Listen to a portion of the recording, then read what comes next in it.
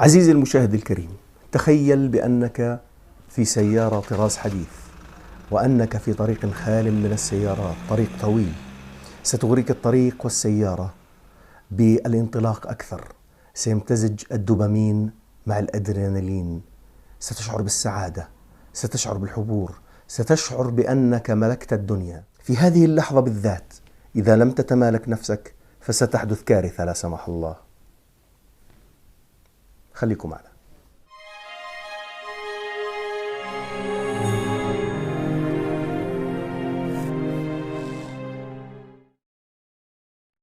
عزيزي المشاهد الكريم، أرجو استبدال كلمة بلاي جراوند بكلمة باتل جراوند. حصل خربطة، حكم علينا. جاهزين؟ أهلا وسهلا. أهلا وسهلا بكم في حلقة جديدة من برنامجكم برنامج كتاب ومعلم. في هذه الحلقة سنتحدث عن اللعب وعن الألعاب الإلكترونية، وسنتحدث عن نموذج ببجي كنموذج ندرسه بالألعاب الإلكترونية.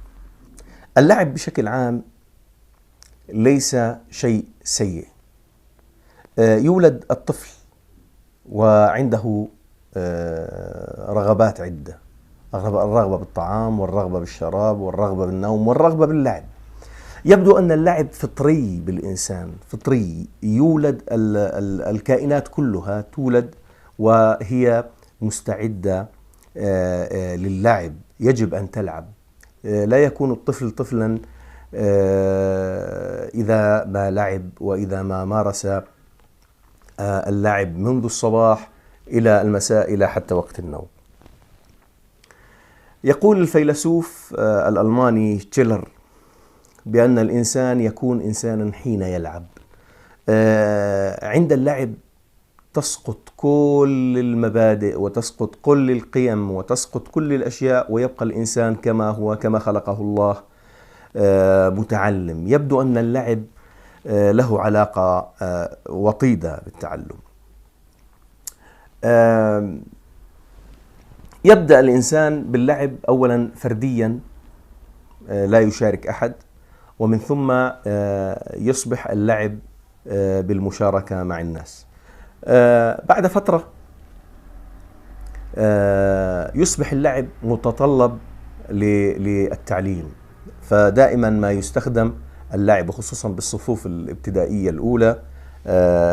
اللعب يكون مهما وضروريا في تلك الصفوف لكي يتعلم.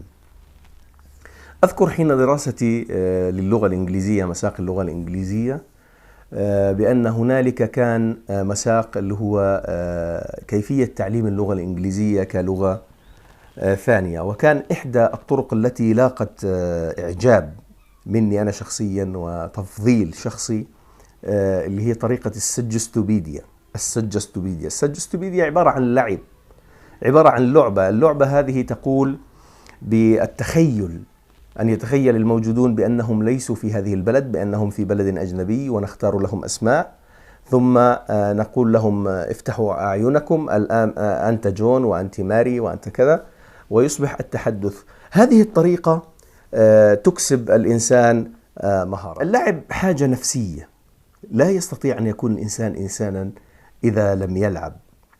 يعالج مواقف الإحباط ويعالج أيضا الاكتئاب. علماء النفس كانوا يراقبون الأطفال الذين لديهم اضطرابات، فيجدون بأن عندهم مشكلة كبيرة في اللعب، حيث تنعكس مشاكلهم على اللعب. هذا الذي قلته لكم هي مقدمة لما سنقوله عن الألعاب الإلكترونية. بدأت من قبل 60 أو 70 سنة، في الأربعينات أو خمسينات وستينات، مع بداية انتشار الإلكترونيات. أذكر أنه على زماننا كانت الأجهزة الإلكترونية تعني الاستمرار. التلفاز 10 سنوات، يعني بقي أول تلفاز 10 سنوات و12 سنة و13 سنة، الراديو كذلك. لكن عند وجود الكمبيوتر، وأذكر أنه أكثر الكمبيوترات شعبية كانت في تلك الفترة كمبيوتر صخر، دخلت إلينا الألعاب، وقبلها بفترة بسيطة كان هنالك الأتاري، واللعبة المشهورة عالميا اللي هي سوبر ماريو. تطور الموضوع من سوبر ماريو إلى كاونتر سترايك، لا أدري إذا نطقتها صحيحا. ومن ثم انتشرت الألعاب، وأصبحت ماكينات الألعاب التي تلعب بالنقود مثل ستريت فايتر، كانت يعني أشهر لعبة في ذلك الوقت على هذه الماكينات الألعاب في المحل التجارية وفي المجمعات التجارية. ومن ثم إلى أن وصلنا إلى البلاي ستيشن 5 والبلاي ستيشن 4 والإكس بوكس، وأصبح عندنا شركات ميزانياتها مئات الملايين وتوظف مبرمجين، ويعني شيء لا يصدقه عقل من ناحية الإبهار البصري، الحبكة، الأشياء هذه كلها. الألعاب الإلكترونية ليست ضارة بذاتها. الألعاب الإلكترونية يمكن أن تصنف على أنها كالطعام، لا يمكن الإقلال منه كثيرا، لكن الإفراط فيه مضر جدا، وهذا ما سوف نتحدث عنه اليوم. لست متشائما ولا متفائلا بهذا الموضوع. أرى بأن الموضوع يتسارع بشكل ليس طبيعي، وذلك من خلال ما رأيته أنا في دراستي وفي تعاملي مع طلابي بشكل يومي، ومع النشء الصغير بشكل يومي. التلفونات موجودة في كل مكان، الهواتف موجودة في كل مكان، الأطفال يلعبون دائما، الأهالي مشغولون بأشياء أخرى، ولذلك يقع الفتى والطفل فريسة بين يدي المطوري البرامج والألعاب، وتمضي الساعة والساعة وهو أمام اللعبة الإلكترونية.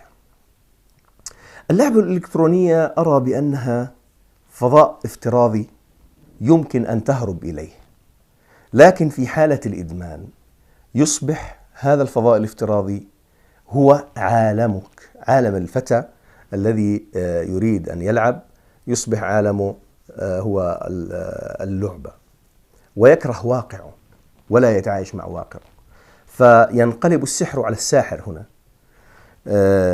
بعد أن كانت متطلب جميل يساعد على ردود الأفعال، يساعد على التطور البصري العقلي، أصبح هنا لديه أمراض. وتفاجأت بأن هنالك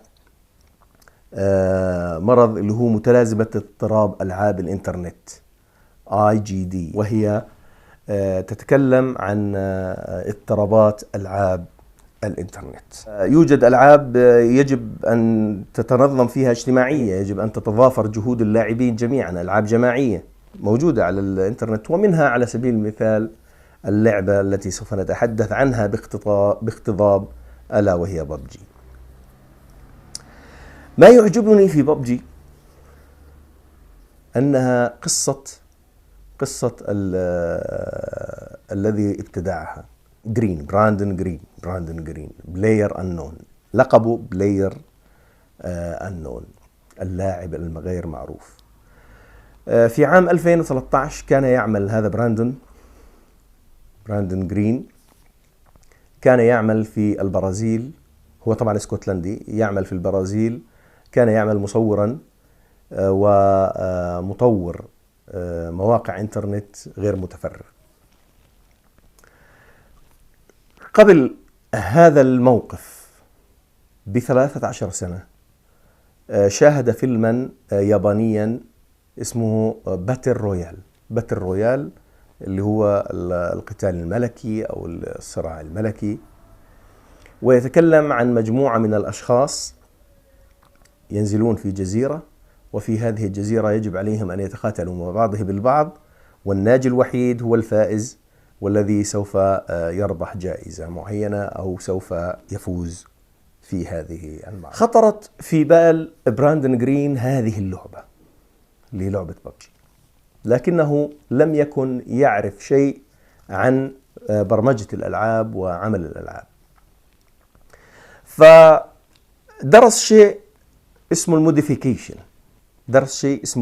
الموديفيكيشن اللي هو عبارة عن وضع تعديل للعبة. يعني الألعاب بتنزل على الكمبيوتر بيكون فيه اللعبة هاي عبارة عن ملفات. فدرس كيف بإمكانه إنه يغير الملفات هاي ويحط أشياء ثانية من عنده هو. فطور مثلا في لعبة اسمها دايزي، ووضع مود بسموه المود، وضع مود اسمه باتل رويال.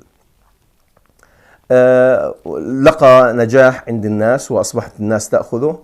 اتصلت به شركة سوني، الشركة المعروفة تبعت الألعاب سوني.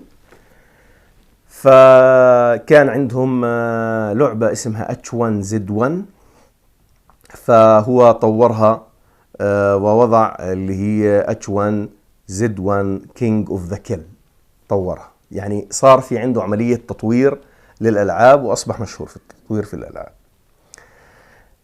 في شركة في كوريا الجنوبية، شركة ألعاب، عجبتهم الفكرة، فكرة البلاي جراوند اللي هي عبارة عن مجموعة من الأشخاص بيكونوا موجودين في ساحة ألعاب، ويتم اللعب مع بعضهم البعض، يقضوا على بعضهم البعض يعني في القتال، ويبقى المنتصر واحد. عجبتهم الفكرة هذه، فكلما بحثوا عن الفكرة كان يظهر لهم اسم براندون جرين. تواصلوا مع براندون جرين، قالوا له تعال عنا بدنا إياك. تواصلوا معه، قالوا له احنا معطينك مطلق الصلاحية، اعملنا اللعب اللي في بالك.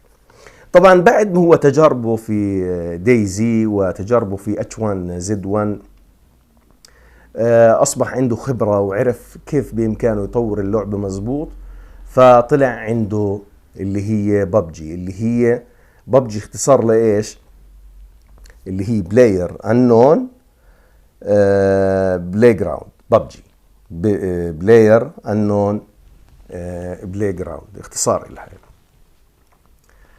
الشركة كانت ناشئة، شركة صحيح طلعت ألعاب لكن مش بقدرة إنها تنافس عملاق زي سوني مثلا أو أشياء زي هيك. فعملت استراتيجية بسموها اللي هي دبل ديب ماركتينج، ديجيتال ماركتينج استراتيجية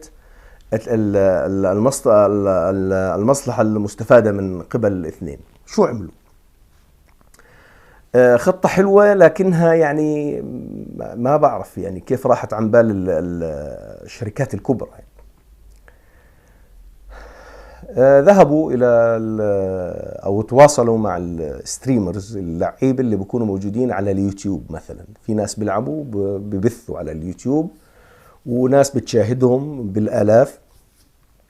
فقالوا لهم عندنا لعبة اسمها ببجي جديدة، فشو رأيكم تأخذوها مجانا وتلعبوها؟ وممكن انهم اتفقوا معهم على سعر معين. طبعا انا ما يعني لا يوجد معلومة لدي بهذا الموضوع. فاللاعبين اللي موجودين على الانترنت على موقع يوتيوب، واللي موجودين على موقع تويتش ايضا، هذا برضو بث العاب، عجبتهم اللعبة، يعني لعبوها وعجبتهم وانتشرت انتشار النار في الهشيم. فمن خلال بثهم عملوا دعاية، هم هيك عملوا تسويق جميل. يعني الشركة ربحت واللاعبين ربحوا انه في كان عندهم مادة يقدروا يحكوا عنها ويقدروا يساووا فيها ويقدروا كونتنت، يعني عبارة عن كونتنت اللي هو يعني محتوى عملوه. الشركات ربحت بانه عملوا لهم تسويق، لانه التسويق، انت حملات التسويق بتكلف مئات الملايين، يعني مش اي شركة بتقدر تعمل حملة. وانتشرت لعبة ببجي بين الناس انتشار النار في الهشيم. قصة براندون جرين قصة إنسان آمن بفكرة وحاول يطورها وحاول يعملها، مع إنه ممكن ناس كثير تجيهم الفكرة هاي ويغض الطرف عنها، لكن براندون جرين رفض انه يتخلى عن فكرته. بالعكس حاول انه يعملها، درس موديفيكيشن، درس اللي هو الموديفيكيشن المودز. طبعا اللعيبه بيعرفوا شو اللي انا قاعد بحكي عنه. وبعدين جرب في دايزي واستفاد اكيد من الخبره اللي صارت معاه في دايزي، وجرب في H1Z1 واستفاد ايضا لحد ما وضع حلمه على الشاشه اللي هي في اللعبه المشهوره جدا اللي اجتاحت العالم. طبعا في ارقام كثير بالنسبه للعبه ببجي، يعني هي الاشهر عالميا حاليا. وبراندون جرين من زلمه كان، من رجل كان يعمل يعني بعملين يؤمن قوت يومه، اصبح من اصحاب المليارات، مش الملايين، من اصحاب المليارات.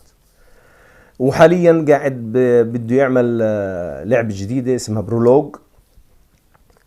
طبعا برولوج هاي صار من 2019 وهو قاعد بيعمل فيها وبيطور فيها وبيشتغل عليها. المهم في هذا الموضوع القصة، قصة الإلهام،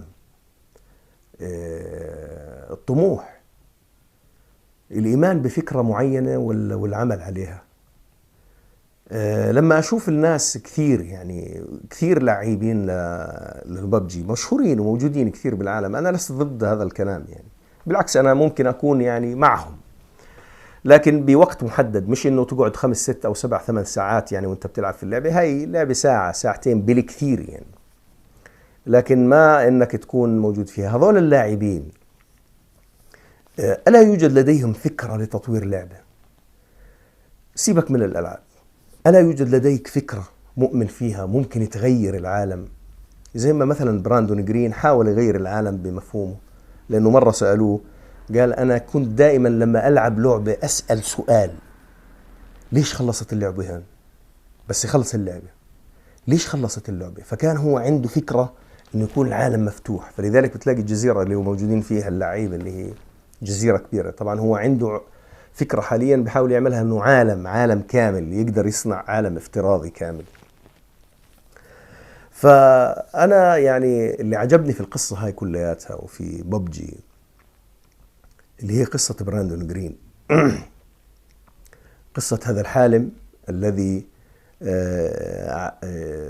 عمل على حلمه، عمل لكي يصنع شيء، حاول يحقق حلمه، درس وجرب أول مرة وثاني مرة، ولما أجته الفرصة، يحقق حلمه، وكثيرين ناس آمنوا في حلمه واشتغلوا معه.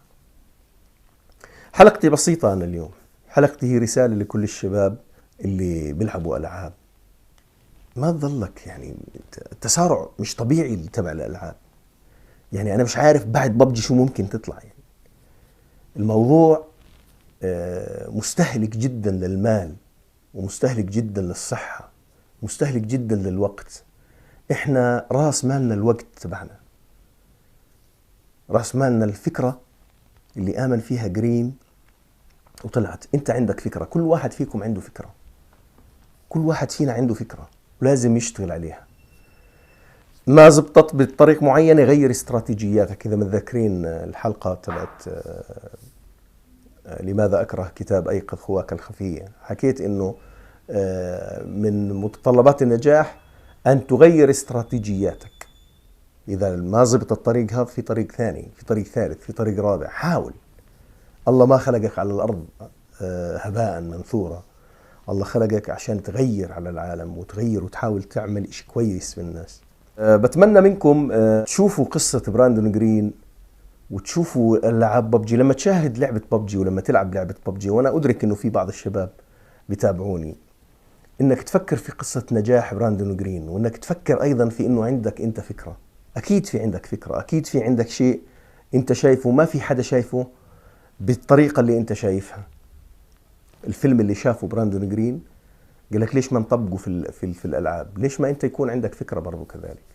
بس اشتغل عليها، ادرس. إذا بدها دراسة معينة ادرسها، إذا بدها طريق، إذا بدها تجريب جرب، وما تقول فشلت من أول مرة. لازم الواحد يجرب مرة ومرتين وثلاث وأربعة. هاي كانت حلقتي عن براندون جرين بلاير أنون. هاي حلقتي عن ببجي. هاي حلقتي عن الألعاب. الألعاب مش شيء سيء، الألعاب شيء إيجابي، لكن مش لازم الإفراط فيه، ولا إنك تلعب 4 و5 و6 ساعات. الحياة فيها أشياء أكثر، ممكن أنت تجرب وتلعب وتستمتع بالحياة. هذه حلقتي لكم، يعطيكم العافية. إذا عجبتكم الحلقة لا تنسوا اللايك والشير والسبسكرايب، وما توفيقي إلا بالله، والسلام عليكم ورحمة الله وبركاته.